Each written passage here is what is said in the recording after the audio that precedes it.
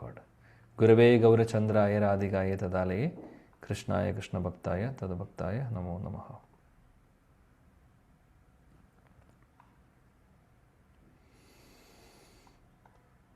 ഋഷിഭിര്യാചിതോ ഭേജേ നവമം പാർത്ഥിവം വപുഃ ദുഗ്ധേ മാം ഓഷധീർവിപ്രാസ് തേനായാം സ ഉഷത്തമഃ.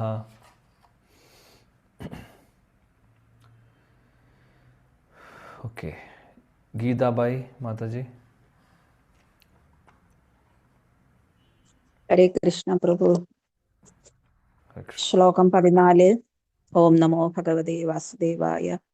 ഋഷിഭിര്യാചിതോ പേജേ നവമം പാർത്ഥിവം ബഭൂഃ ദുഗ്ധേ മാമോഷധീർവിപ്രാ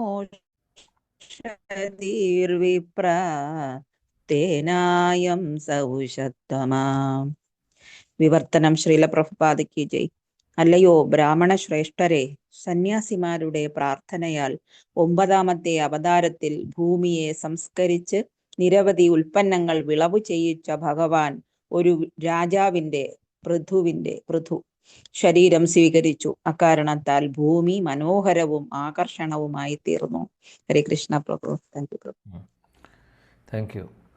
ഇവിടെ പറയുന്നു പൃഥു, മഹാരാജ് പൃഥുവിനെ കുറിച്ചാണ് പറയുന്നത്. മഹാരാജ് പൃഥു ഭഗവാന്റെ ഒരു അവതാരം, ശക്തി ആവേശ അവതാരം ആയി പറയുന്നു. പൃഥു മഹാരാജിനെ കുറിച്ച് 4ാമത്തെ സ്കന്ധത്തിൽ നമ്മൾ കൂടുതൽ പഠിക്കും.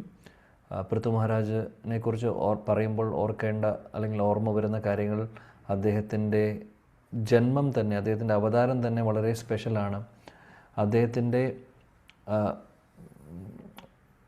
അദ്ദേഹത്തിൻ്റെ അച്ഛൻ്റെ അച്ഛൻ അംഗ മഹാരാജാവ് ഒരു ഭക്തനായിരുന്നു.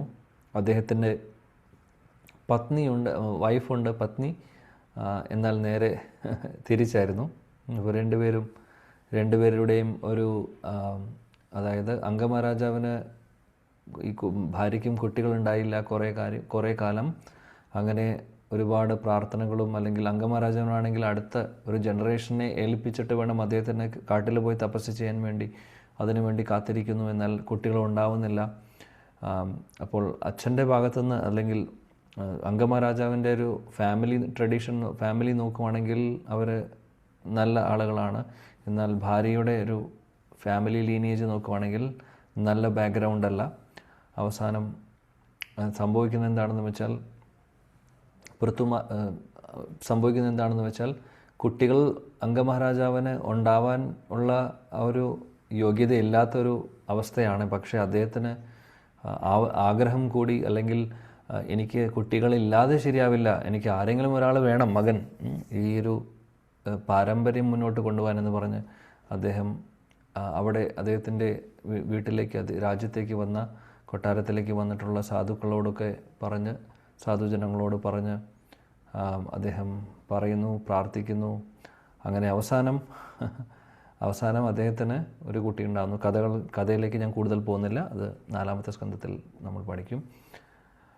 പക്ഷേ സംഭവിക്കുന്നത് എന്താണെന്ന് വെച്ചാൽ, അതായത് ഓൾറെഡി അദ്ദേഹത്തിന് വാണിംഗ് കൊടുത്തതാണ്, നിങ്ങൾക്ക് കുട്ടികളുണ്ടാവാനുള്ള ഒരു ക്രെഡിറ്റ് ഇല്ല ഇപ്പോൾ ഈ ഒരു ജന്മത്തിൽ, അതുകൊണ്ട് ഇല്ലാതിരിക്കുന്നതാണ് നല്ലത്.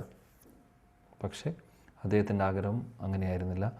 അവസാനം വേണ എന്ന് പറയുന്ന ഒരു കുട്ടി ജനിക്കുന്നു. വേണ എന്നായിരുന്നു പേര്. വേണയുടെ സ്വഭാവമാണെങ്കിൽ ഭാഗവതം പറയുന്നു, ക്രൂരൻ എന്ന് പറഞ്ഞു കഴിഞ്ഞാൽ ഇതേപോലെ ക്രൂരതയുള്ള വേറെ ആരും ഉണ്ടാവില്ല എന്ന് പറയുന്നു.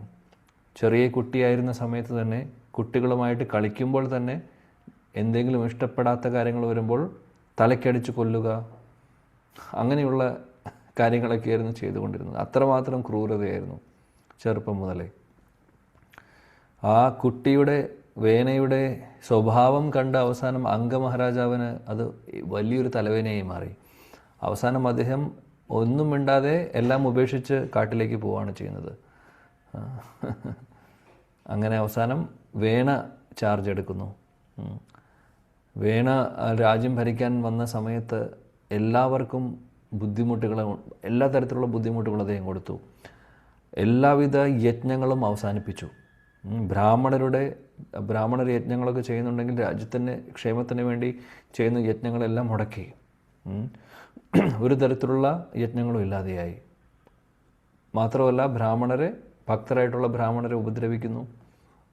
അപ്പോൾ ആ ഒരു വർണ്ണാശ്രമ സിസ്റ്റം കംപ്ലീറ്റ്ലി കൊളാപ്സായി, വല്ലാത്തൊരു അവസ്ഥയിൽ വന്നു. അവസാനം അവർക്ക് രാജ്യത്തുള്ള എല്ലാവർക്കും കൂടെ ഒരുമിച്ച് തീരുമാനമെടുക്കേണ്ടി വരികയാണ് ചെയ്യുന്നത്. ഇങ്ങനെയൊരു രാജാവിനെ ആവശ്യമില്ല. കാര്യം ഇങ്ങനെയൊരു രാജാവ് ബുദ്ധിമുട്ടുകൾ ഉണ്ടാക്കുന്നുള്ളൂ, ആളുകൾക്ക് ബുദ്ധിമുട്ടുകൾ ഉണ്ടാക്കുന്നുള്ളൂ. ഒന്നും ഒരു കാര്യവും മര്യാദയ്ക്ക് ചെയ്യുന്നില്ല. മാത്രമല്ല ഭൂമിദേവി എല്ലാം പിൻവലിച്ചു. കാര്യം യജ്ഞങ്ങളൊന്നും നടക്കുന്നില്ല, നല്ല പ്രവൃത്തികളൊന്നും നടക്കുന്നില്ല. വേണ പറയുന്നു, നിങ്ങൾ എന്തിനാണ് യജ്ഞം ചെയ്യുന്നത്? യജ്ഞം ചെയ്ത് ദേവതമാരെ പൂജിക്കുന്നതിന് പകരം, ഭഗവാനെ പൂജിക്കുന്നതിന് പകരം നിങ്ങൾക്ക് എന്നെ പൂജിച്ചൂടെ? രാജാവ് എന്ന് പറയുന്നത് ഭഗവാന്റെ പ്രതിനിധിയാണ്. അതുകൊണ്ട് നിങ്ങളെല്ലാവരും എന്നെ പൂജിക്കണം, എന്നെ ആരാധിക്കണം എന്നായിരുന്നു അദ്ദേഹം പറയുന്നുണ്ടായിരുന്നത്. ശരിയാണ്, രാജാവ് ശരിക്കും പറയുകയാണെങ്കിൽ ശാസ്ത്രങ്ങളിൽ പറയുന്നുണ്ട് ഭഗവാന്റെ പ്രതിനിധിയാണെന്ന്. അങ്ങനെയാണെങ്കിൽ അതേപോലെ പ്രവർത്തിക്കുകയും കൂടെ വേണം. എന്നാൽ അങ്ങനെയായിരുന്നില്ല. വർത്തമാനം മാത്രമേ ഉണ്ടായിരുന്നുള്ളൂ. രാജ്യത്തിന് വേണ്ടി, സമൂഹത്തിന് വേണ്ടി, അല്ലെങ്കിൽ പ്രജകൾക്ക് വേണ്ടി ഒന്നും തന്നെ ചെയ്യുന്നുണ്ടായിരുന്നില്ല. മറിച്ച് അവരെ ബുദ്ധിമുട്ടിക്കുകയായിരുന്നു. എല്ലാം കൊണ്ടും പ്രശ്നമായി. അവസാനം ബ്രാഹ്മണർ, അവിടെയുള്ള സാധുക്കൾ തീരുമാനിച്ചു ഇദ്ദേഹത്തിൻ്റെ ആവശ്യമില്ല. അങ്ങനെ അവർ മന്ത്രത്തിലൂടെ വേണയെ കൊല്ലുന്നു. പക്ഷേ അവരവിടെ അവസാനിപ്പിക്കുന്നില്ല. അതിനുശേഷം ആ വേണയുടെ ശരീരത്തെ കടയുന്നു. വീണ്ടും മന്ത്രങ്ങൾ ഉപയോഗിച്ച് അവർ പ്രത്യേകതയുള്ള പൂജകളെല്ലാം ചെയ്ത് അവർ കടയുന്നു ശരീരം. അങ്ങനെ ആ ശരീരത്തിൽ നിന്ന് 2 വ്യക്തികൾ വരുന്നു. ഒന്ന് പൃഥു മഹാരാജാവ്, അതേപോലെ തന്നെ അദ്ദേഹത്തിൻ്റെ ഭാര്യ അർച്ചി. അങ്ങനെ 2 പേരുമാണ് വേനയുടെ ശരീരത്തിൽ നിന്ന് വരുന്നത്. പിന്നെ കുറേ ഡിസ്ക്രിപ്ഷൻസ് ഉണ്ട്. ദോഷമായിട്ടുള്ളത് വേറൊരു വ്യക്തി വരുന്നുണ്ട് പൃഥു മഹാരാജ് വരുന്നേക്കാൾ മുമ്പ്. നിഷാദ കമ്മ്യൂണിറ്റി, നിഷാദ സമൂഹം തന്നെ ഉണ്ടാവുന്നത് അങ്ങനെയാണ്. അപ്പോൾ വേനയുടെ നെഗറ്റീവായിട്ടുള്ള ക്വാളിറ്റീസൊക്കെ അവിടെ പോകുന്നു. എന്നാൽ അംഗമഹാരാജാവിൻ്റെ നല്ല ക്വാളിറ്റീസ് എല്ലാം പൃഥു മഹാരാജൻ വരുന്നു. മാത്രമല്ല പൃഥു മഹാരാജ് അദ്ദേഹം ഭഗവാന്റെ ശക്തി ആവേശ അവതാരം കൂടിയാണ്. പിന്നീട് പൃഥു മഹാരാജാവ് ഭരണത്തിൽ വരുന്നു. അതിനുശേഷം എല്ലാം പഴയ പോലെയാവുന്നു, അല്ലെങ്കിൽ അതിനേക്കാൾ ഭംഗിയാവുന്നു. അതാണ് ഇവിടെ ഈ ശ്ലോകത്തിൽ പറയുന്നത്. പൃഥു മഹാരാജാവ് ഭരിക്കുന്ന കാലത്ത് സമൃദ്ധിയായിരുന്നു ലോകം മുഴുവനും. കാര്യം ലോകം മുഴുവനും ഭരിച്ചിരുന്ന രാജാവാണ്. അപ്പോൾ എല്ലാം ഭംഗിയായി, അല്ലെങ്കിൽ എല്ലാം വേണ്ടതിനേക്കാൾ കൂടുതൽ, ആവശ്യത്തിനേക്കാൾ കൂടുതൽ സമൃദ്ധി ഉണ്ടായിരുന്നു രാജ്യത്ത്. കൂടുതൽ വിശദീകരണങ്ങൾ നമ്മൾ നാലാമത്തെ സ്കന്ധം പഠിക്കുമ്പോൾ കൂടുതൽ നമുക്ക് ചർച്ച ചെയ്യാം. ഇതല്ലാതെ ഇതിന് ശേഷവും കുറേ കാര്യങ്ങളുണ്ട്. പൃഥു മഹാരാജാവ് യജ്ഞം ചെയ്യുന്നതും, അശ്വമേധ യജ്ഞം ചെയ്യുന്നതും, ഇന്ദ്രൻ അവസാനം 100ാമത്തെ യജ്ഞം തടയുന്നതുമൊക്കെ ആയിട്ടുള്ള കുറേ ഡിസ്ക്രിപ്ഷൻസ് ഉണ്ട്. മനോഹരമാണ്, ഒരുപാട് ലെസൺസ് പഠിക്കാനുണ്ട് അതിൽ നിന്നൊക്കെ. എന്തായാലും 4ാമത്തെ സ്കന്ധം എത്തട്ടെ, അപ്പോൾ നോക്കാം. 15ാമത്തെ ശ്ലോകം. രൂപം സജഗ്രെ മാത്സ്യം ചാക്ഷുഷോ ദധി സംപ്ലവേ നാവ്യാരോപ്യ മഹീമയ്യാം അപാദ്വൈവസ്വതം മനും.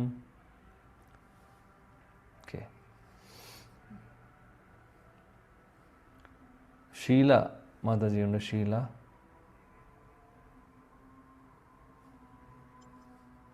ഹരേ കൃഷ്ണ പ്രഭു. ഷീല സുദർശനാണോ മാതാ? അതെ. ഹരേ കൃഷ്ണ. ഓം നമോ ഭഗവതേ വാസുദേവായ. ശ്ലോകം 15. രൂപം സജഗൃഹേ മാഷ്യം ചാക്ഷുഷോ ദധി സംപ്ലവേ നവ്യാരോപ്യ മഹീമയ്യാം അപാദ്വൈവസ്വതം മനും. വിവർത്തനം ബൈ ശ്രീലപ്രഭാത് കി ജയ്. ചാക്ഷുഷ മനുവിന്റെ കാലഘട്ടത്തിന് ശേഷമുള്ള സമ്പൂർണ്ണ പ്രളയത്തിൽ സമഗ്ര ലോകവും ജലത്തിൽ ആഴ്ത്തപ്പെട്ടപ്പോൾ ഭഗവാൻ മത്സ്യാവതാരം സ്വീകരിക്കുകയും വൈവസ്വത മനുവിനെ ഒരു വഞ്ചിയിലാക്കി ജലപ്പരപ്പിൽ തന്നെ പരിരക്ഷിക്കുകയും ചെയ്തു. ഹരേ കൃഷ്ണ. Thank you. ഇവിടെ പറയുന്നു അടുത്ത അവതാരത്തെക്കുറിച്ച്, മത്സ്യാവതാരത്തെക്കുറിച്ചാണ് പറയുന്നത്. ഇപ്പോൾ ചാക്ഷുഷ മനുവിൻ്റെ കാലം കഴിഞ്ഞ്, അല്ലെങ്കിൽ ആ സമയത്ത് വൈവസ്വത മനുവിനെ സംരക്ഷിക്കുന്ന കാര്യമാണ് പറയുന്നത്. ഇപ്പോൾ അതായത് ഒരു മന്വന്തരം കഴിഞ്ഞ് അടുത്ത മന്വന്തരം ട്രാൻസിഷൻ ടൈമാണ്. ആ സമയത്തുള്ള പ്രളയത്തെക്കുറിച്ചാണ് പറയുന്നത്. ആ സമയത്തും പ്രളയം ഉണ്ടാവും. ഇപ്പോൾ ഇവിടെ ശീല ജീവഗോസ്വാമിയും അതേപോലെ തന്നെ ശീല വിശ്വനാഥ് ചക്രവർത്തി ഠാക്കൂറൊക്കെ നമ്മുടെ ആചാര്യന്മാർ പറയുന്നുണ്ട്, ഓരോ മന്വന്തരം മാറുമ്പോഴും ചെറിയൊരു പ്രളയം ഉണ്ടോ എന്നുള്ളത്. മുഴുവനുമായിട്ടുള്ള മഹാപ്രളയമല്ല സംഭവിക്കുന്നത്, എന്നാൽ ചെറിയൊരു പ്രളയമുണ്ട്. ആ സമയത്ത് നടന്നിട്ടുള്ളതാണ് ഈ ഒരു അവതാരം. ചാക്ഷുഷ മനുവിൻ്റെ ആ ഒരു പീരീഡ് കഴിഞ്ഞ ആ സമയത്ത് കാര്യം അടുത്ത മനുവിന് വേണ്ടി അടുത്ത മനുവിന് വൈവസ്വത മനുവാണ്. ആ വൈവസ്വത മനുവിനെ പ്രൊട്ടക്റ്റ് ചെയ്യുന്നു. പിന്നീട് അതിനുശേഷം പിന്നെ അദ്ദേഹം കണ്ടിന്യൂ ചെയ്യുന്നു, അടുത്ത മന്വന്തരം സ്റ്റാർട്ട് ചെയ്യുന്നു. അപ്പോൾ ആ ഒരു ഗ്യാപ്പിൽ, ആ സമയത്ത് അവിടെ ഉണ്ടാകുന്ന പ്രളയമാണ് നമ്മൾ കേട്ടിട്ടുള്ള പ്രളയം. ആ സമയത്താണ് മത്സ്യാവതാരം വരുന്നതും ഭഗവാൻ ആ വൈവസ്വത മനുവിനെയും പിന്നെ അന്നത്തെ വേണ്ടതായിട്ടുള്ള കുറച്ച് ആളുകളെയെല്ലാം അദ്ദേഹം സേവ് ചെയ്യുന്നതൊക്കെ ആയിട്ട് നമ്മൾ കേട്ടിട്ടുണ്ടാവും. മത്സ്യാവതാരത്തിൻ്റെ ഒരു ഡീറ്റെയിൽസ് വരുമ്പോൾ നമ്മൾ ചർച്ച ചെയ്യാം. അപ്പോൾ ഇതൊക്കെയാണ് നമ്മുടെ ജീവഗോസ്വാമിയും വിശ്വനാഥ് ചക്രവർത്തി ഠാക്കൂറൊക്കെ പറയുന്ന മാർക്കണ്ഡേയ പുരാണത്തിൽ നിന്നും ഹരിവംശ പുരാണത്തിൽ നിന്നും അതേപോലെ തന്നെ വേറെ പുരാണങ്ങളിൽ നിന്നൊക്കെ കോട്ട് ചെയ്തുകൊണ്ട് അവർ പറയുന്നുണ്ട്, ഓരോ മന്വന്തരം കഴിയുമ്പോഴും ചെറിയൊരു പ്രളയം ഉണ്ട് എന്നുള്ളത്. അപ്പോൾ സത്യവ്രത എന്ന് പറയുന്ന ഒരു രാജാവിനെ കുറിച്ചും കേട്ടിട്ടുണ്ടാവും മത്സ്യാവതാരം പറയുമ്പോൾ. അപ്പോൾ ഇതെല്ലാം ഈ ഒരു സമയത്താണ് നടക്കുന്നത്. സത്യവ്രത മനു ആയിരുന്നു, അല്ലെങ്കിൽ വൈവസ്വത മനുവിൻ്റെ റോള് എടുക്കുന്നു. അപ്പോൾ ഇതെല്ലാം നമ്മൾ കണ്ടിട്ടുണ്ട്, കേട്ടിട്ടുണ്ട്. ആ ഒരു അവതാരത്തെക്കുറിച്ചാണ് ഇവിടെ പറയുന്നത്. അടുത്ത ശ്ലോകം നോക്കാം. ആരാണെന്ന് നോക്കാം നമുക്ക്. സുരാസുരാണാം ഉദതിം മത്നാതാം മന്ദരാചലം ദദ്രേ കമഠരൂപേണ പൃഷ്ട ഏകാദശേ വിഭുഃ. ഓക്കെ, രാധാകൃഷ്ണൻ പ്രഭു ഉണ്ടോ? രാധാകൃഷ്ണൻ.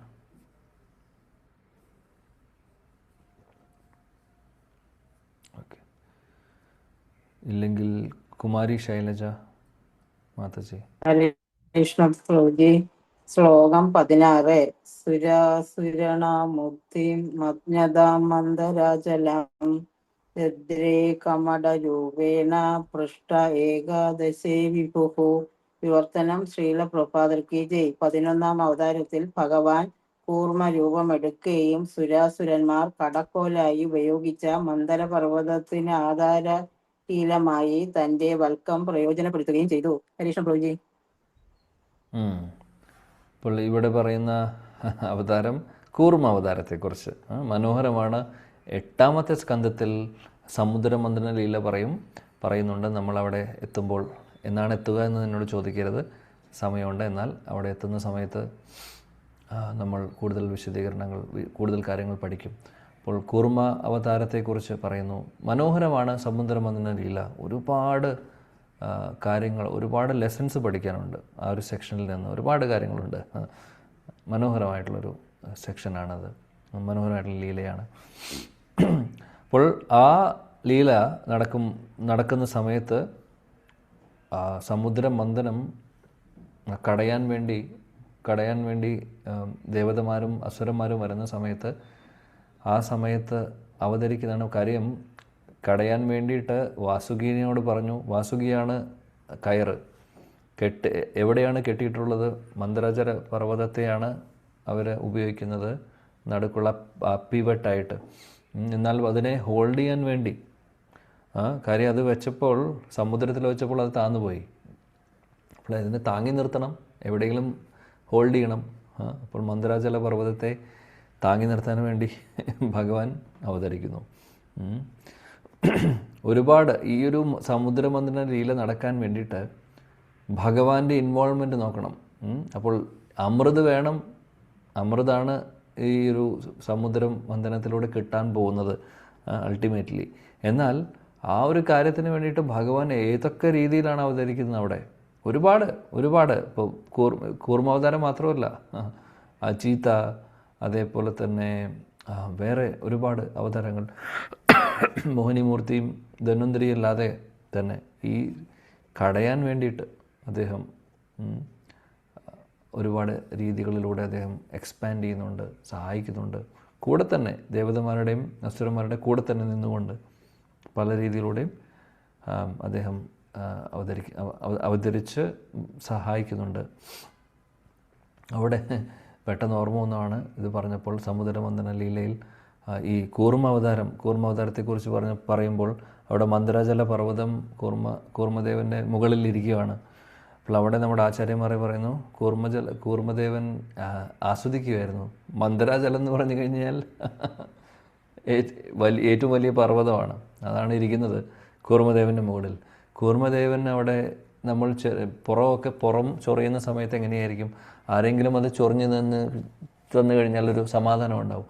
അതേപോലെ അവിടെ പറയുന്നുണ്ട് കൂർമ്മദേവൻ എൻജോയ് ചെയ്യുമായിരുന്നു. ഇവർ കടയുന്ന സമയത്ത് ഈ പർവ്വതം അങ്ങോട്ടും ഇങ്ങോട്ടും ഒരഞ്ഞുകൊണ്ടിരിക്കുകയാണ്. അപ്പോൾ കൂർമ്മദേവൻ്റെ പുറത്തുള്ള ആ ചെറുതായിട്ടുള്ള ആ ഒരു സുഖമുള്ള ഒരു മസാജ് നടത്തിക്കൊണ്ടിരിക്കുകയായിരുന്നു എന്ന് നമ്മുടെ ആചാര്യന്മാർ പറയുന്നുണ്ട്. അപ്പോൾ കൂർമ്മദേവൻ അവിടെ കുറച്ച് നിമിഷം കൂർമ്മദേവൻ ഉറങ്ങിപ്പോകുന്നു ആ സുഖത്തിൽ. കൂടുതൽ മസാജ് ചെയ്യുമ്പോൾ നമ്മളൊന്ന് കണ്ണടയ്ക്കും, അതേപോലെ അവിടെ പറയുന്നുണ്ട്. പെട്ടെന്ന് ഓർമ്മ വന്നപ്പോൾ പറഞ്ഞതാണ്. ഒന്ന് ആലോചിച്ച് നോക്കും, മന്ദരാജല പർവ്വതം എന്ന് പറഞ്ഞു കഴിഞ്ഞാൽ എന്തായിരുന്നു സൈസ്. ഈ ഭൂമണ്ഡലത്തെ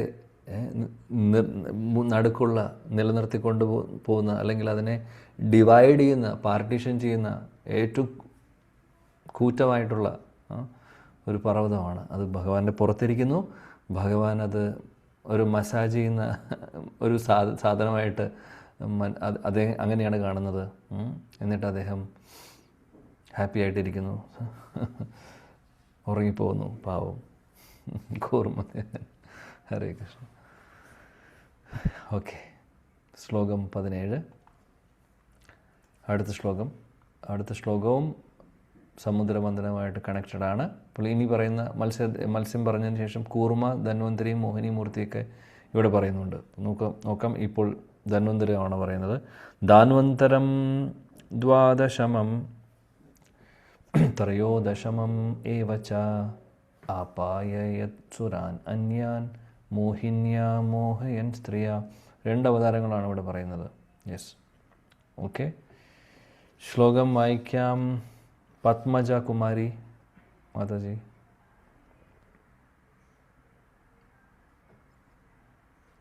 ഓക്കെ. ശ്രീലത മാതാജി ഉണ്ടോ? ഹരേ കൃഷ്ണ. ഹരേ കൃഷ്ണ. വായിക്കൂ. ഓം നമോ ഭഗവതേ വാസുദേവായ. ധാന്വന്തരം ദ്വാദശമം ത്രയോദശമമേവ ച അപായായുൽസുരാനന്യൻ നന്യൻ മോഹിന്യാ മോഹയൻ സ്ത്രീയ. ഹരേ കൃഷ്ണ. വിവർത്തനം വായിക്കുന്നു. വായിക്കൂ.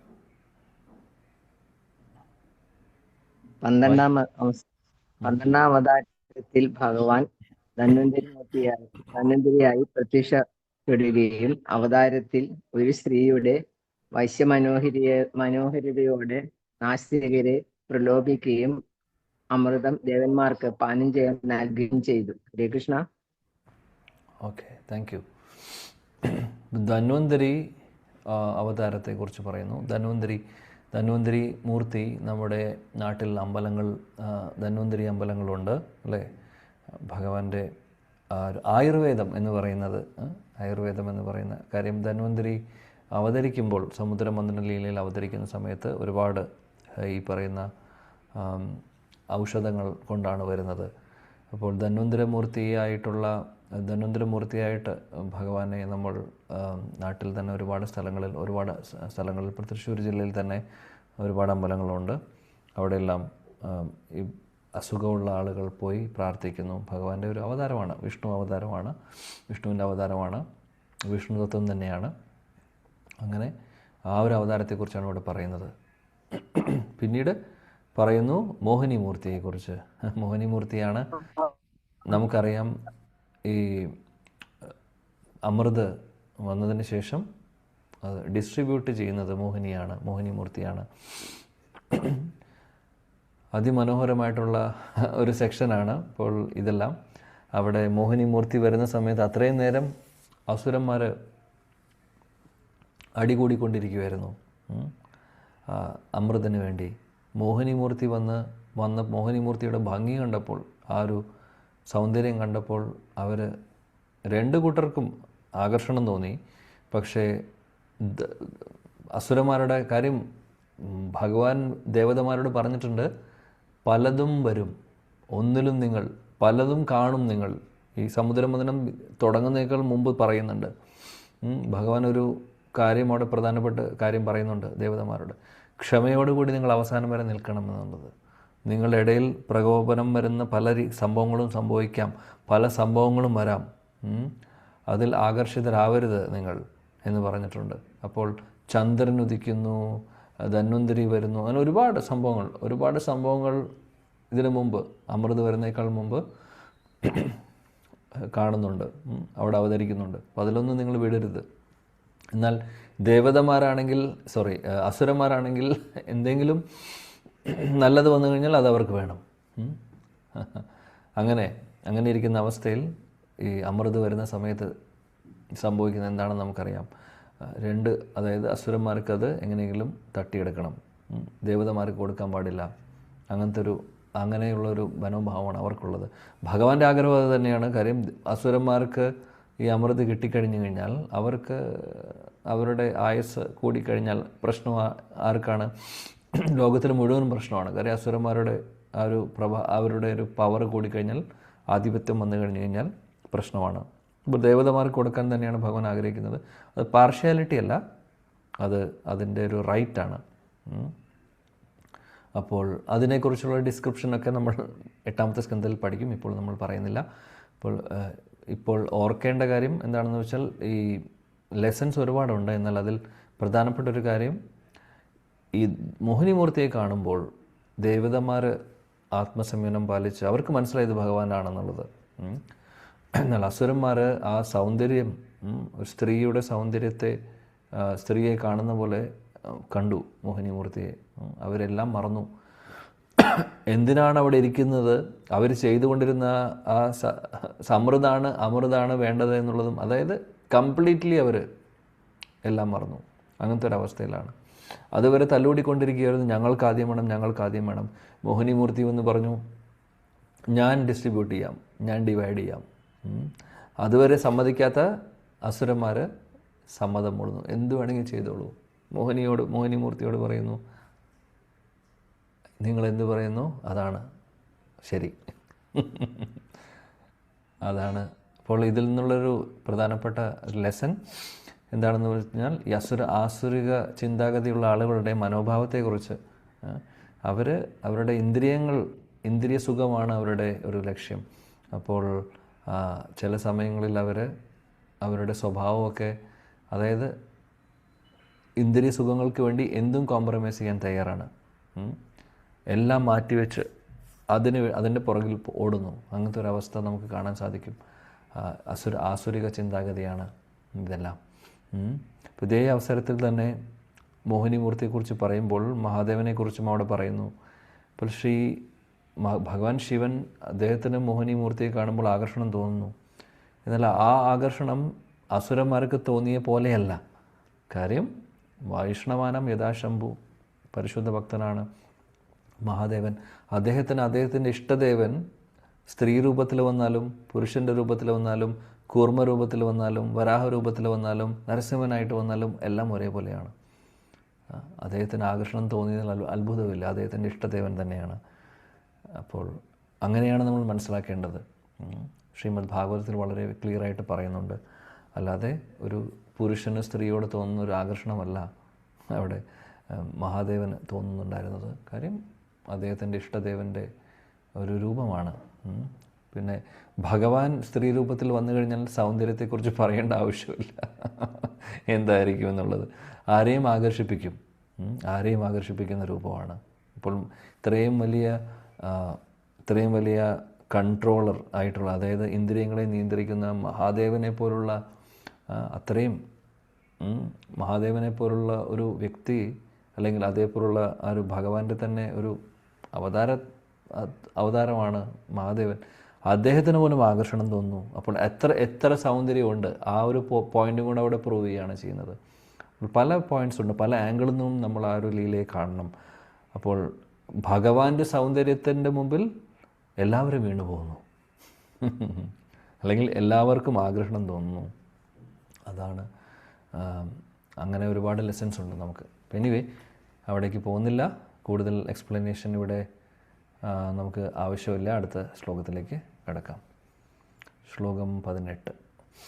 ചതുർദശം നരസിംഹം ബിഭ്രദൈത്യേന്ദ്രമൂർജിതം ദദാര കരജൈർ ഊരാവ് ഏരകാം കടകൃത്യത. ഓക്കെ, ധനലക്ഷ്മി മാതാജി ഉണ്ടോ?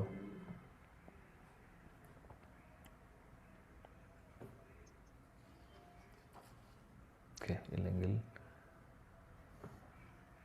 ഗീത രാജീവ് എന്ന് പറയുന്ന മാതാജി ഉണ്ടോ?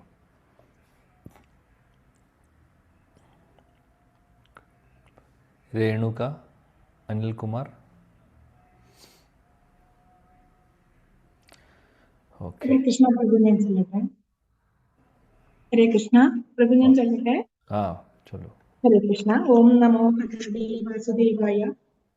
ചതുർദശം നാരസിംഹം ബിഭ്രദൈത്യേന്ദ്രമൂർച്ഛിതം രഥാർക്കരജൈരുരൂവേരകാം കടകധൃത്യ. ഹരേ കൃഷ്ണ. വിവർത്തനം. ശ്രീല പ്രഭുപാദർക്ക് ജയ്. ഹരേ കൃഷ്ണ. 14ാം അവതാരത്തിൽ ഭഗവാൻ നരസിംഹദേവനായി പ്രത്യക്ഷപ്പെടുകയും നാസ്തികനായ ഹിരണ്യകശിപുവിന്റെ ദൃഢശരീരത്തെ ദാരുകർമ്മൻ ഈറപ്പിളർക്കുന്ന ലാഘവത്തോടെ തന്റെ കൂർത്ത നഖങ്ങളാൽ രണ്ടായി പിളർക്കുകയും ചെയ്തു. ഹരേ കൃഷ്ണ. Thank you. നരസിംഹ അവതാരത്തെക്കുറിച്ച് ഇവിടെ പറയുന്നു. നരസിംഹ അവതാരത്തെക്കുറിച്ച് കൂടുതൽ വിശദീകരണത്തിൻ്റെ ആവശ്യമില്ല, വളരെ ഫേമസ് ആണ്. 7ാമത്തെ സ്കന്ധം ഭാഗവതത്തിൽ ഇതിനെക്കുറിച്ച് വിശദീകരണമുണ്ട്. നോക്കുവാണെങ്കിൽ 7ാമത്തെ സ്കന്ധം മുഴുവനും പ്രഹ്ലാദ് ചരിത്രമാണ് ഉള്ളത്. അതിൽ നരസിംഹദേവൻ്റെ അവതാരം അവിടെ വരുന്നു. പ്രഹ്ലാദ് മഹാരാജാണ് അവിടുത്തെ സ്റ്റാർ. ആക്ച്വലി ഭാഗവതം നോക്കിക്കഴിഞ്ഞാൽ, 7ാമത്തെ സ്കന്ധം നോക്കിക്കഴിഞ്ഞാൽ പ്രഹ്ലാദിൻ്റെ ക്വാളിറ്റീസിനെ കുറിച്ചാണ് കൂടുതൽ എക്സ്പ്ലനേഷൻ ഉള്ളത്. നരസിംഹദേവനെക്കുറിച്ചുള്ള കാര്യങ്ങൾ അധികം പറയുന്നില്ല. പ്രഹ്ലാദിനെക്കുറിച്ച് ശുകദേവ് ഗോസ്വാമി അതിമനോഹരമായിട്ട് വിശദീകരിക്കുന്നുണ്ട്. കാര്യം പ്രഹ്ലാദിനെ പോലെ പരിശുദ്ധ ഭക്തന് വേണ്ടിയിട്ടാണ് ഭഗവാൻ അവതരിക്കുന്നത്. പരിത്രാനായ സാധൂനാം വിനാശായ ചതുഷ്കൃതാം. ആ ശ്ലോകത്തിൻ്റെ പ്രത്യേകത എന്താണ് ഒന്ന് ആലോചിച്ച് നോക്കൂ. വിനാശായ ചതുഷ്കൃതാം എന്ന് ആദ്യം പറയാമായിരുന്നു. അസുരന്മാരെ നിഗ്രഹിക്കലാണ്, അതിനുശേഷം ഭക്തരെ സംരക്ഷിക്കുന്നു എന്നുള്ളത്. പക്ഷേ അല്ല, പരിത്രാനായ സാധൂനാം ആദ്യം വരുന്നു. ഇത് ഗീതയിലെ ശ്ലോകം. ഇനി ഭാഗവതത്തിലും ഇതേപോലെ ഒരുപാട് ശ്ലോകങ്ങളുണ്ട് ഭഗവാന്റെ അവതാരത്തെക്കുറിച്ച്. എല്ലായിടത്തും പറയുന്നത് ഭഗവാൻ അവതരിക്കുന്നത് ആദ്യം ഭക്തരെ രക്ഷിക്കാനാണെന്ന് പറയും, ഭക്തരെ സംരക്ഷിക്കാൻ വേണ്ടിയിട്ടാണ്. മറ്റുള്ള അസുരന്മാരെ നിഗ്രഹിക്കൽ ഭഗവാനെ സംബന്ധിച്ച് അത് സെക്കൻഡറിയാണ്, അതല്ല പ്രൈമറി കാര്യം, സെക്കൻഡറിയാണ്. ഭഗവാൻ അതിനുവേണ്ടി ഇങ്ങോട്ട് വരേണ്ട ആവശ്യമില്ല. എന്നാൽ ഭക്തരെ സംരക്ഷിക്കാൻ അദ്ദേഹം വരുന്നു. കാര്യം ഭക്തരുടെ ആഗ്രഹമാണ് ഭഗവാൻ നേരിട്ട് വരണമെന്നുള്ളത്. അപ്പോൾ നേരിട്ട് വരുമ്പോൾ സന്തോഷം, അവർക്ക് കൂടുതൽ സന്തോഷം ആവും. അതുകൊണ്ട് ഭഗവാൻ അവതരിക്കുന്നു. ഇവിടെ നരസിംഹദേവനായിട്ട് അദ്ദേഹം ഭഗവാൻ അവതരിക്കുമ്പോഴും പ്രഹ്ലാദൻ്റെ സംരക്ഷണമാണ്. പ്രഹ്ലാദനെ സംരക്ഷിക്കുന്നു. പ്രഹ്ലാദൻ്റെ ആഗ്രഹം, അതേപോലെ പ്രഹ്ലാദ് പറഞ്ഞു ഭഗവാൻ തൂണിലുണ്ട്, തുരുമ്പിലുണ്ട്, എല്ലായിടത്തും ഉണ്ട് എന്നുള്ളത്. സത്യം വിദാതും നിജഭൃത്യ ഭാഷിതം വ്യാപ്തിംശ്ച ഭൂതേഷു അഖിലേഷു ചാത്മനഃ. ആ ശ്ലോകത്തിൽ പറയുന്നുണ്ട്, സത്യം വിദാതും നിജഭൃത്യ ഭാഷിതം. എൻ്റെ ഭൃത്യൻ, അതായത് പ്രഹ്ലാദിൻ്റെ വാക്ക്, പ്രഹ്ലാദ് പറഞ്ഞു, നരസിംഹദേവൻ ഹിരണ്യകശിപു ചലഞ്ച് ചെയ്യുന്നു പ്രഹ്ലാദനോട്, നിൻ്റെ വിഷ്ണു എവിടെയാണുള്ളത്? പ്രഹ്ലാദ് പറഞ്ഞു എല്ലായിടത്തും ഉണ്ട്. എൻ്റെ ഹൃദയത്തിലുണ്ട്, അച്ഛൻ്റെ ഹൃദയത്തിലുണ്ട്, മാത്രമല്ല സർവ്വചരാചരങ്ങളിലും ഉണ്ട്. അതാണ് ഉത്തരം കൊടുത്തത്. കേട്ടപ്പോൾ ദേഷ്യം വന്നു ഹിരണ്യകശിപുവിന്. തൂണിലുണ്ടോ എന്ന് ചോദിച്ചു, ഉണ്ടെന്ന് പറഞ്ഞു. അതുകൊണ്ട് തൂണ് അദ്ദേഹം എന്താണ് ചെയ്തത്? തൂൺ അദ്ദേഹം തകർക്കുന്നു, ഭഗവാൻ അതിൽ നിന്ന് വരുന്നു. അപ്പോൾ അവിടെ പറയുന്നു ഭാഗവതം, പ്രഹ്ലാദിൻ്റെ വാക്ക് സത്യമാണെന്ന് തെളിയിക്കാൻ വേണ്ടിയിട്ടാണ് നരസിംഹദേവൻ തൂണിൽ നിന്ന് വരുന്നത്. തൂണിനെ അമ്മയാക്കി മാറ്റി. നരസിംഹദേവൻ എവിടെ നിന്ന് വന്നു ചോദിച്ചു കഴിഞ്ഞാൽ തൂണിൽ നിന്ന് വന്നു. എന്തുകൊണ്ട് തൂണ് തിരഞ്ഞെടുത്തു എന്ന് വെച്ചാൽ, തൂണിലുണ്ടോ എന്ന് സ്പെസിഫിക്കലി ഹിരണ്യകശിപു ചലഞ്ച് ചെയ്തുകൊണ്ട് ചോദിച്ചിരുന്നു. കാര്യം അദ്ദേഹത്തിന് ഉറപ്പാണ്, അദ്ദേഹമാണ് ആ കൊട്ടാരം മുഴുവനും കെട്ടിയിട്ടുള്ളത്, അദ്ദേഹത്തിൻ്റെ സൂപ്പർവിഷനിലാണ് കെട്ടിയിട്ടുള്ളത്. അദ്ദേഹത്തിന് അറിയാം ഈ തൂണിൽ എന്തുണ്ട്, അല്ലെങ്കിൽ ഞാൻ പറയുന്നത് മെറ്റീരിയലി നോക്കുമ്പോൾ. അപ്പോൾ അദ്ദേഹത്തിന് ഉറപ്പാണ് ഇതിനകത്ത് ഭഗവാൻ ഇല്ല എന്നുള്ളത്, അദ്ദേഹത്തിൻ്റെ ചിന്താഗതിയിൽ. പ്രഹ്ലാദ് അതിൽ കാണുന്നു. പ്രഹ്ലാദ് എല്ലായിടത്തും കാണുന്നു ഭഗവാനെ. പ്രഹ്ലാദ് നോക്കുമ്പോൾ നരസിംഹദേവൻ അവിടെ വാമപ്പ് ചെയ്തുകൊണ്ടിരിക്കുന്നു. സമയമാകുമ്പോൾ പ്രഹ്ലാദിനോട് ചോദിക്കുന്നു, പുറത്ത് വരാറായോ? ഞാൻ പുറത്ത് വരാറായെങ്കിൽ ഞാൻ വരാം. അങ്ങനെ അദ്ദേഹം പുറത്തു വരുന്നു. പറയുന്നത് എന്താണെന്ന് വെച്ചാൽ, ഭൃത്യ അല്ലെങ്കിൽ എൻ്റെ ഭക്തരുടെ വാക്ക് പാലിക്കാൻ വേണ്ടി, അല്ലെങ്കിൽ സംരക്ഷിക്കാൻ വേണ്ടി, അല്ലെങ്കിൽ അവരുടെ ആഗ്രഹം നിറവേറ്റാൻ വേണ്ടിയിട്ടാണ് ഭഗവാന്റെ അവതാരങ്ങൾ നടക്കുന്നത്. 7ാമത്തെ സ്കന്ധം നമ്മൾ പഠിക്കുമ്പോൾ കൂടുതൽ വിശദീകരണങ്ങൾ ഉണ്ടാവും. ഒരുപാട് മനോഹരമായിട്ടുള്ളൊരു സെക്ഷനാണ് ആ ഒരു സ്കന്ധം, 7ാമത്തെ സ്കന്ധം. ഓക്കെ, ശ്ലോകം 19. പഞ്ചദശം വാമനകം കൃത്വാഗാദ് അദ്വരം ഫലേ പദത്രയം യാചമാനാഃ പ്രത്യാദിശുസ്ത്രിപിഷ്ടപം. ഓക്കെ, കലാ മാതാജി ഉണ്ടോ? കലാ. ഹരേ കൃഷ്ണ പ്രഭുജി. ശ്ലോകം ഓം നമോ ഭഗവതേ വാസുദേവായ. പഞ്ചദശം വാമനകം കൃത്വാഗാദദ്വരം ബലേ പദത്രയം യാജമാന പ്രത്യാദിത്സു സ്ത്രീപിഷ്ടവം. വിവർത്തനം ബൈ ശ്രീല പ്രഭുപാദ് കി ജയ്. 15ാം അവതാരത്തിൽ ഭഗവാൻ ഒരു കുള്ള ബ്രാഹ്മണ രൂപം, അതായത് വാമനൻ സ്വീകരിക്കുകയും ബലി മഹാരാജാവിനാൽ സജ്ജീകരിക്കപ്പെട്ട യാഗവേദി സന്ദർശിക്കുകയും ചെയ്തു. ഭഗവാന്റെ മനസ്സിൽ ത്രിലോകങ്ങളും പുനരാർജിക്കുക എന്ന ഇച്ഛയുണ്ടായെങ്കിലും അദ്ദേഹം 3 അടി മണ്ണ് മാത്രം ദാനം ചെയ്യാൻ ആവശ്യപ്പെട്ടു. ഹരേ കൃഷ്ണ പ്രഭു. Thank you. അപ്പോൾ ഇവിടെ 15ാമത്തെ അവതാരമായിട്ട് ഇവിടെ പറയുന്നത് ആരെക്കുറിച്ചാണ്? വാമനദേവനെ കുറിച്ചാണ്. വാമനദേവനെക്കുറിച്ച് എല്ലാവർക്കും അറിയാം. നമ്മൾ എല്ലാ വർഷവും ഓണം സെലിബ്രേഷൻ ചെയ്യുമ്പോൾ വാമനദേവനെ ഓർക്കാറുണ്ടോ എന്ന് എനിക്കറിയില്ല. പക്ഷേ നമ്മുടെ നാട്ടിൽ അങ്ങനൊരു ആചാരമുണ്ട് അല്ലേ, ഓണം സെലിബ്രേഷനുണ്ട്. എന്നാൽ ബലി മഹാരാജനെ കുറിച്ച് പറയുന്നത്, നമ്മൾ കുട്ടിക്കാലത്തൊക്കെ ഇപ്പോൾ ഈ ഒരു ഓണം സെലിബ്രേറ്റ് ചെയ്യുന്ന സമയത്ത് ഇതിൻ്റെ പുറകിലുള്ള സ്റ്റോറി കേട്ടിട്ടുണ്ട്. പക്ഷേ വാമനദേവൻ്റെ പ്രാധാന്യത്തെക്കുറിച്ച് നമ്മൾ അധികം അവിടെ പറയാറില്ല അല്ലേ. വേറെ കാര്യങ്ങളൊക്കെയാണ്, എന്തോ വേറെ രീതിയിൽ അവിടെ പൂജകളും കാര്യങ്ങളും ആഘോഷങ്ങളൊക്കെ നടക്കുന്നുണ്ട്. പക്ഷേ ഇതിൻ്റെ പുറകിൽ ഇങ്ങനെയൊരു മനോഹരമായിട്ടുള്ള ലീല നടന്നിട്ടുണ്ട്. മാത്രമല്ല വാമനദേവൻ്റെ ഒരു അപ്പിയറൻസ് അവിടെ വരുന്നുണ്ട് ബലി മഹാരാജൻ്റെ അടുത്ത്. അത് മനോഹരമായിട്ടുള്ളൊരു സെക്ഷനാണ്. വാമനദേവൻ ദാനം ചോദിക്കുന്നു. ബലി മഹാരാജാവ് അങ്ങനെ 3 അടി ചോദിക്കുമ്പോൾ ബലി മഹാരാജ് ആ ഒരു സെക്ഷനിലും ബലി മഹാരാജൻ്റെ ഒരു എക്സ്പ്ലനേഷൻ നോക്കിക്കഴിഞ്ഞാൽ 8ാമത്തെ സ്കന്ധത്തിൽ ഇത് വരുന്ന ഈ ഒരു സെക്ഷൻ വരുന്നത്, ഈ ഒരു ലീല വരുന്ന ഭാഗത്ത് വാമനദേവൻ അവിടെ പ്രത്യക്ഷപ്പെട്ടപ്പോൾ ശുക്രാചാര്യർ ഉടനെ തന്നെ പറഞ്ഞു കൊടുക്കരുത് എന്നുള്ളത്. ശുക്രാചാര്യരുടെ ഉള്ളിൽ തോന്നിപ്പിക്കുന്നതും ഭഗവാനാണ്, ഇത് ഭഗവാനാണ് വിഷ്ണുവാണ് എന്നുള്ളത്. ഒന്ന് ആലോചിച്ച് നോക്കും. ശുക്രാചാര്യർ പരിശുദ്ധ ഭക്തരുടെ കാറ്റഗറിയിൽ വരുന്ന ഒരു വ്യക്തിയല്ല. ബലി മഹാരാജാവിനെ കണ്ടപ്പോൾ, ബലി മഹാരാജ ഒരു ഭക്തനാണ്, ബലി മഹാരാജന് വാമനദേവനെ കണ്ടപ്പോൾ ഭഗവാനാണെന്ന് മനസ്സിലായില്ല. എന്നാൽ ശുക്രാചാര്യർക്ക് മനസ്സിലായി.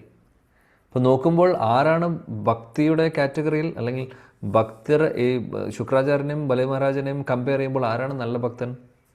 ബലി മഹാരാജാവാണ്. പക്ഷേ അദ്ദേഹത്തിന് മനസ്സിലായില്ല, ശുക്രാചാര്യന് മനസ്സിലായി. അവിടെ ഭാഗവതത്തിൽ അത് എടുത്തു പറയുന്നുണ്ട്, 8ാമത്തെ സ്കന്ധത്തിൽ. അവിടെ എന്താണെന്ന് വെച്ചാൽ അവിടെ ഭാഗവതം വളരെ ക്ലിയർ ആയിട്ട് പറയുന്നു, ഭഗവാൻ തോന്നിപ്പിക്കുക തന്നെയാണ് ചെയ്യുന്നത്. ഭഗവാനാണ് ഉള്ളിൽ ശുക്രാചാര്യരുടെ ഹൃദയത്തിൽ തോന്നിപ്പിക്കുന്നത് ഇത് വിഷ്ണുവാണ് എന്നുള്ളത്. അല്ലെങ്കിൽ അദ്ദേഹത്തിന് മനസ്സിലാവാൻ ഒരു വകുപ്പുമില്ല. എന്തിനാണ് അപ്പോൾ അദ്ദേഹം പറഞ്ഞു ഇത് വിഷ്ണുവാണ്, അതുകൊണ്ട് സൂക്ഷിക്കണം, ചോദിക്കുന്നൊന്നും കൊടുക്കരുത്, നമ്മളെ പറ്റിക്കും. ബലി മഹാരാജാവ് പറഞ്ഞു നമ്മൾ ചെയ്യുന്ന യജ്ഞങ്ങളും കാര്യങ്ങളൊക്കെ വിഷ്ണുവിനെ പ്രീതിപ്പെടുത്താനാണ്. ആ വിഷ്ണു ഈ ഒരു രൂപത്തിൽ വരുവാണെങ്കിൽ എന്തുകൊണ്ട് കൊടുത്തുകൂടാ? ആക്ച്വലി ഈ ഒരു ലീല മനോഹരമായിട്ടുള്ള ഒരുപാട് തത്വങ്ങൾ നമ്മളെ പഠിപ്പിക്കുന്നുണ്ട്. അപ്പോൾ ആ തത്വങ്ങളൊക്കെ പഠിപ്പിക്കാൻ വേണ്ടി ഇങ്ങനെയൊരു സംഭവമാണ് അവിടെ നടക്കുന്നത്. ശുക്രാചാര്യർ പറഞ്ഞെന്ന് ബലി മഹാരാജ് കേൾക്കുന്നില്ല, ഗുരുവിനെ റിജക്റ്റ് ചെയ്യുന്നു.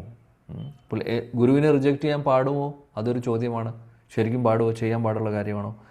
ഗുരുവിനെ റിജക്റ്റ് ചെയ്യാൻ പാടില്ല സാധാരണഗതിയിൽ. എന്നാൽ ഭഗവാന് എതിരായിട്ടുള്ള കാര്യങ്ങൾ പറയുന്ന ഒരു ഗുരു നമുക്ക് ആവശ്യമില്ല. അതും ശാസ്ത്രം പറയുന്നുണ്ട്. ഗുരു എന്ന് പറഞ്ഞു കഴിഞ്ഞാൽ ഭഗവാന്റെ അടുത്തേക്ക് അടുപ്പിക്കുകയാണ് വേണ്ടത്, അല്ലാതെ ഭഗവാനിൽ നിന്ന് അകറ്റുകയല്ല ചെയ്യേണ്ടത്. ശുക്രാചാര്യർ ചെയ്തിട്ടുള്ളത് എന്താണ്? അദ്ദേഹത്തെ ഭഗവാനിൽ നിന്ന് അകറ്റുന്നു. തൊട്ട് മുമ്പിൽ വന്ന് ഭഗവാൻ നേരിട്ട് വന്ന് ചോദിക്കുകയാണ്, ഒരു കാര്യം ചോദിക്കുന്നു, എനിക്ക് തരാൻ പറയുമ്പോൾ കൊടുക്കരുത് എന്ന് പറഞ്ഞു കഴിഞ്ഞാൽ ഭഗവാനിൽ നിന്ന് അകറ്റാൻ നോക്കുകയല്ലേ. അങ്ങനെയുള്ള ഗുരുവിൻ്റെ ആവശ്യമില്ല എന്നും ഇതും ശാസ്ത്രങ്ങൾ പറയുന്നുണ്ട്. അപ്പോൾ ആ ഒരു തത്വം അവിടെ പഠിപ്പിക്കുന്നുണ്ട്. ഇനി മാത്രമല്ല, ബലി മഹാരാജാവിൻ്റെ അടുത്ത് വന്ന് വാമനദേവൻ ഈ 3 അടി ചോദിക്കുന്ന സമയത്ത് ബലി മഹാരാജാവിൻ്റെ ഉള്ളിലുള്ള ഒരു മനോഭാവത്തെക്കുറിച്ച് ഭാഗവതം പറയുന്നുണ്ട്. നമ്മൾ വിചാരിക്കും ഈ ലീല എനിക്കറിയാം, ഈ ലീല എനിക്കറിയാം. വാമനദേവൻ വരുന്നു, ബലി മഹാരാജാവ് 3 അടി ചോദിക്കുന്നു, കൊടുക്കുന്നു, 3ാമത്തെ അടി തലയിൽ വയ്ക്കുന്നു. പിന്നീട് ഭഗവാൻ അദ്ദേഹത്തെ സൂത്രള ലോകത്തേക്ക് കൊണ്ടു. ഇത്രയൊക്കെ നമുക്ക് അറിയുന്നുണ്ടാവും. പക്ഷേ ഭാഗവതം പഠിക്കൽ ഇങ്ങനെയല്ല. ഓരോ ശ്ലോകത്തിൻ്റെ അകത്ത് ഒരുപാട് കാര്യങ്ങളുണ്ട്. നമ്മളിനി അവിടെ എത്തുമ്പോൾ ചർച്ച ചെയ്യാം. പക്ഷേ ഭാഗവതത്തിൽ വളരെ ക്ലിയറാണ്. ബലി മഹാരാജാവ് വാമനദേവൻ വന്ന സമയത്ത് അദ്ദേഹം പറയുകയാണ്, ഓ ബ്രാഹ്മണ, എന്ത് വേണം അങ്ങേക്ക്? എന്ത് വേണമെങ്കിലും ചോദിച്ചോളൂ. ലോകം മുഴുവനും ഞാൻ തരാൻ തയ്യാറാണ്. ഈ ലോകം മുഴുവനും എൻ്റെ കയ്യിലാണ്, എൻ്റെ പിടിയിലാണ്, അല്ലെങ്കിൽ എൻ്റെ കൺട്രോളിലാണുള്ളത്. ഈ ഒരു ഭാവത്തിലാണ് ബലി മഹാരാജാവ് ആദ്യം പ്രസൻറ്റ് ചെയ്യുന്നത്. അതായത് കുറച്ച് അഹങ്കാരത്തോടു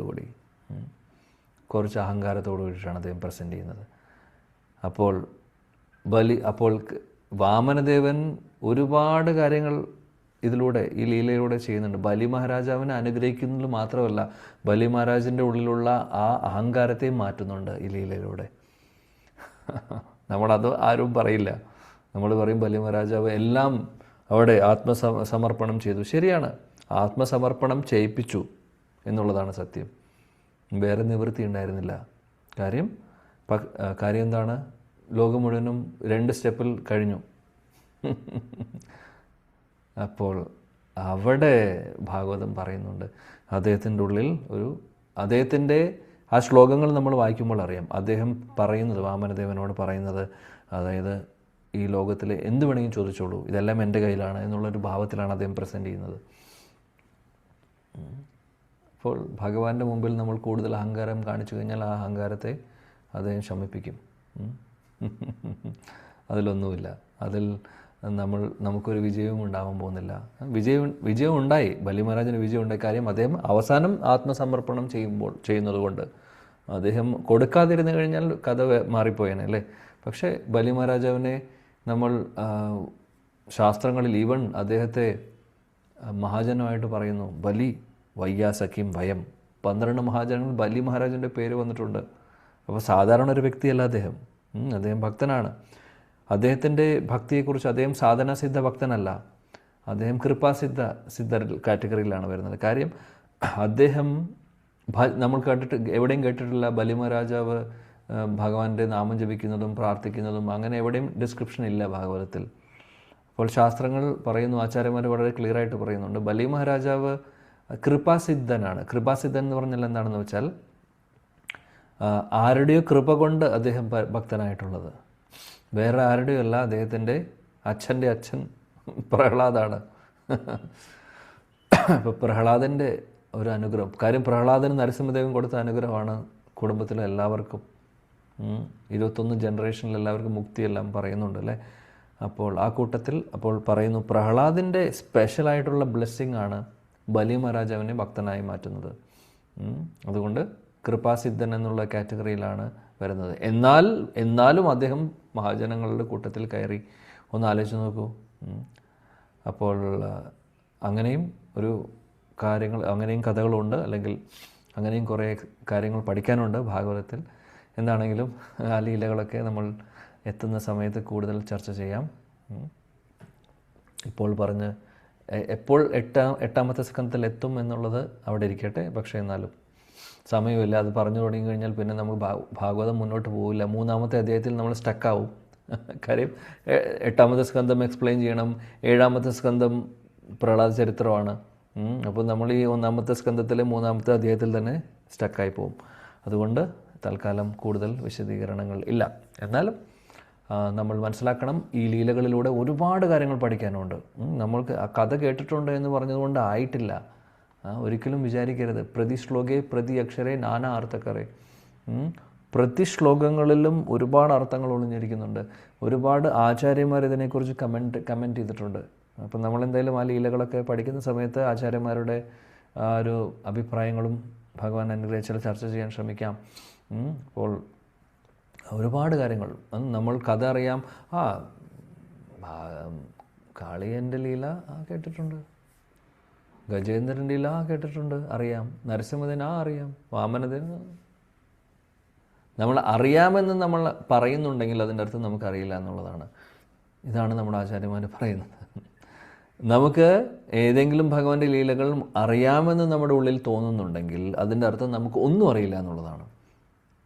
നേരെ മറിച്ച് വീണ്ടും വീണ്ടും ആ ലീലകൾ കേൾക്കാനുള്ള ആഗ്രഹവും നമ്മുടെ ഹൃദയത്തിൽ ജനിക്കുന്നുണ്ടെങ്കിൽ, അല്ലെങ്കിൽ ഉണ്ടാവുന്നുണ്ടെങ്കിൽ, കൂടുതൽ മനസ്സിലാക്കണമെന്നുള്ള ആഗ്രഹം വരുന്നുണ്ടെങ്കിൽ, ലീലകൾ ആ സ്റ്റോറി ലൈൻ മാത്രമല്ല, അതിൽ ഒളിഞ്ഞിരിക്കുന്ന അർത്ഥങ്ങളും അതിൽ ഒളിഞ്ഞിരിക്കുന്ന ലെസൻസും, അല്ലെങ്കിൽ അതിൽ ലെസൻസ് എന്ന് പറഞ്ഞാൽ ഇപ്പോൾ നേരത്തെ പറഞ്ഞ പോലെ ബലി മഹാരാജാവ് എങ്ങനെയാണ് വാമനദേവൻ്റെ മുമ്പിൽ പ്രസൻറ്റ് ചെയ്യുന്നത്, അതിൽ നിന്ന് ഒരുപാട് കാര്യങ്ങൾ പഠിക്കാനുണ്ട്. അഹങ്കാരത്തോടു കൂടിയിട്ടാണ് പ്രസൻറ്റ് ചെയ്യുന്നത്. അത് നമ്മളും ചിലപ്പോൾ കഥയിൽ പറയുമ്പോൾ അത് പറയില്ല. ശുക്രാചാര്യരുടെ കാര്യങ്ങളിൽ പറയുമ്പോൾ അവിടെ ഗുരുതത്വത്തെക്കുറിച്ച് പഠിക്കുന്നു. സോ അൺലിമിറ്റഡ് ആണ് നമുക്ക് ഭാഗവതത്തിൽ ഇല്ലാത്തതായിട്ട് ഒന്നുമില്ല, ഭാഗവത്തിനപ്പുറത്ത് ഒന്നുമില്ല, എല്ലാം ഭാഗവത്തിലുണ്ട്. ശരിക്കും നമ്മൾ ഭാഗവതം ആത്മാർത്ഥയോടുകൂടി സിസ്റ്റമാറ്റിക്കായിട്ട് സീരിയസ് ആയിട്ട് നമ്മൾ പഠിക്കുകയാണെങ്കിൽ, നിത്യം ഭാഗവത സേവയ, നിത്യവും എല്ലാ ദിവസവും നമ്മൾ പഠിക്കുക, വായിക്കുക, കേൾക്കുക ചെയ്യുകയാണെങ്കിൽ ജീവിതം സക്സസ്ഫുൾ ആവും. ഒരു ശ്ലോകം കൂടെ നോക്കാം. അവതാരേ ഷോഡശമേ പശ്യൻ ബ്രഹ്മദ്രുഹോ നൃപാൻ 3 കൃത്വ കുപിതോ നിക്ഷത്രാമകരോന്മഹിം. मीना कुमारी माता जी.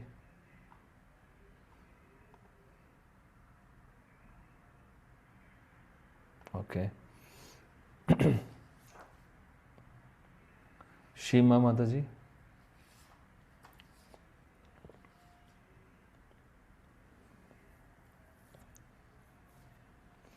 ओके. यमुना माता जी. ഹരേ കൃഷ്ണ പ്രഭു. ശ്ലോകം 20. അവതാരേ ഷോഡശമേ പശ്യൻ ബ്രഹ്മദ്രുഹോ നൃപാ 3 കൃത്വ കുപിതോ നിക്ഷത്ര അകരോത്മഹി. വിവർത്തനം ശീലപ്രഭുജി. ബ്രാഹ്മണന്മാരെ, ധിഷണാശാലികളുടെ വർഗം ധിക്കരിച്ച അധികാരവർഗത്തെ, അതായത് ക്ഷത്രിയർ, കുപിതനായ ഭഗവാൻ 16ാം അവതാരത്തിൽ, അതായത് ഭൃഗുപതി, ക്ഷത്രിയ വർഗത്തെ 21 പ്രാവശ്യം ഉന്മൂലനം ചെയ്തു. ഹരേ കൃഷ്ണ. Thank you. ഇവിടെ പറയുന്നത് ആരെക്കുറിച്ചാണ്? പരശുരാമൻ. പരശുരാമ അവതാര ഇവിടെ പറഞ്ഞിട്ടുള്ള ഭൃഗുപതി എന്ന് പറയുന്നത് പരശുരാമനെയാണ്. പരശുരാമൻ്റെ കാര്യവും ഈ ലീലയും ഭാഗവത്തിൽ വേറെ സ്ഥലത്ത് വരുന്നുണ്ട്. 21 പ്രാവശ്യം ക്ഷത്രിയരെ അദ്ദേഹം നിഗ്രഹിക്കുന്ന കാര്യം നമ്മൾ കേട്ടിട്ടുണ്ടാവും. ദേഷ്യം വന്ന് പറയുന്നത് വേറെ ഒന്നുമല്ല, ഈ ക്ഷത്രിയർ വേണ്ടതായിട്ടുള്ള ക്ഷത്രിയരുടെ ഡ്യൂട്ടി ചെയ്യാത്ത ഒരു അവസ്ഥ വന്നപ്പോൾ, അങ്ങനെയുള്ള പേരിന് മാത്രം രാജാവ്, എന്നാൽ ക്ഷത്രിയൻ്റെ ഒരു കാര്യവും അവർ ചെയ്യുന്നില്ല. അങ്ങനെ വന്നപ്പോൾ മാത്രമല്ല, ചെയ്യാൻ പാടില്ലാത്ത കാര്യങ്ങൾ ചെയ്യുന്നു. മറ്റുള്ളവരുടെ ലോകത്തിലെ ആളുകൾക്ക് ഒരു മോശമായിട്ടുള്ള ഒരു എക്സാമ്പിൾ ആയിക്കൊണ്ടിരിക്കുന്നു. അങ്ങനെയുള്ളവരെയാണ് നിഗ്രഹിക്കുന്നത്. വെറുതെ 21 പ്രാവശ്യം നിഗ്രഹിച്ചിട്ടുള്ളതല്ല. അതിന് കാരണമുണ്ട്, വെറുതെ അല്ല. കാര്യം ഭഗവാന്റെ അവതാരമാണ് പരശുരാമൻ, അല്ലേ? അപ്പോൾ അതാണ് ആ പരശുരാമൻ്റെ അവതാരത്തിൻ്റെ വിശദീകരണങ്ങളും നമ്മൾ ഇനി മുന്നോട്ട് ഭാഗവത്തിൽ പഠിക്കും. എന്തായാലും അവിടെ എത്തുമ്പോൾ നമുക്ക് കൂടുതൽ ഡീറ്റെയിൽസ് നമുക്ക് നോക്കാം. അപ്പോൾ ഒരു കാര്യം നമ്മൾ ഓർക്കേണ്ടത് ഇതിൽ നിന്ന്, അതായത് ഭഗവാന്റെ അവതാരങ്ങൾ അസംഖ്യം അവതാരങ്ങളുണ്ട്. എന്നാൽ ഓരോ അവതാരങ്ങളുടെ പുറകിൽ ഓരോ കാരണങ്ങളുമുണ്ട് അവതരിക്കാൻ. അറ്റ്ലീസ്റ്റ് ഒരു കാരണമെങ്കിലും ഉണ്ടാവും. ഒന്നോ രണ്ടോ മൂന്നോ മൾട്ടിപ്പിൾ കാരണങ്ങളുണ്ടാവും, എന്നാൽ കാരണമുണ്ട്. എന്തെങ്കിലും എക്സ്റ്റേണൽ റീസൺ ഉണ്ടാവും, ഇൻറ്റേർണൽ റീസൺസും ഉണ്ടാവും മിക്കവാറുമുള്ള അവതാരങ്ങളിൽ. ഇപ്പോൾ ഇങ്ങനൊരു അവതാരം പരശുരാമൻ്റെ ഒരു ആവശ്യം ഉണ്ടായിരുന്നു എന്ന് ചോദിച്ചാൽ, അന്നത്തെ കാലത്ത് ആ ഒരു സാഹചര്യം വന്ന സമയത്ത് ആവശ്യമുണ്ടായിരുന്നു.